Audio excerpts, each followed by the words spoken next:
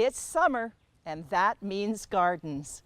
The Niagara-on-the-Lake Horticultural Society invites you to enjoy their 27th annual garden tour. We have the reputation of being a gardener's garden tour. We attract visitors from all over Southern Ontario, New York State, Pennsylvania, Ohio, and people like to come, obviously to come to beautiful Niagara-on-the-Lake, but also to see gardens that they know have been looked after and cared for by gardeners. So I think that's our success. Now, people do need to know how many gardens they'll be seeing on this tour. There's 10 gardens plus the Niagara Historical Museum. That is one of our sites. We'll have the Niagara College there at the museum with a pollinator display. So there's 10 private homeowners' gardens plus the Historical Museum. Now this year, you have all your gardeners wearing hats. Tell us about those hats. We do. 2 of our members are very creative. One is a floral designer, and last year they took it upon themselves to create these wonderful, large, floral design hats, which were the hit of the tour. So we convinced them this year to make a hat for each of the gardens. So at every garden, there will be one of the sitters with this fabulous garden hat.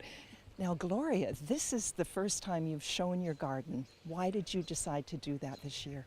Well, I felt it was time to open up to the public. I've refused all the years, and finally I thought, this is it. I'm going to do it. So here it is. And what would you like to say about your garden? I'd like to say it's our quiet place. It's private, as you can see. I love my privacy. It's a nice place to just be, and I want people to see that you don't have to have a landscape garden to make it nice. This is very much a gardener's garden. If you like something, put it in. It may not be the best choice for somebody else, but if you love it, you do it. You're the gardener. This is your creation. Now, when they come into your garden, how does the tour work? Well, they start on the driveway and they get that nice approach to the house. They come in on the side here through the arbor and the roses will be out.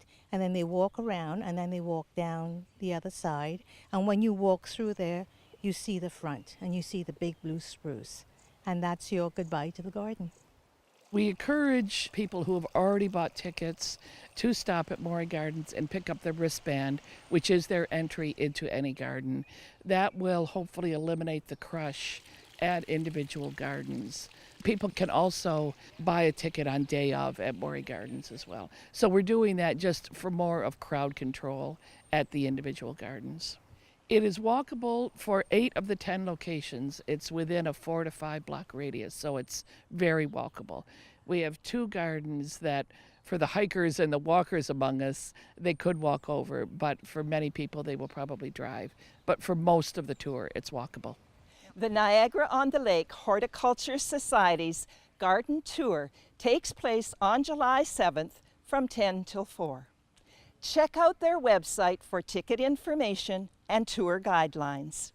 In Niagara-on-the-Lake, reporting for The Source, I'm Brenda Schultz.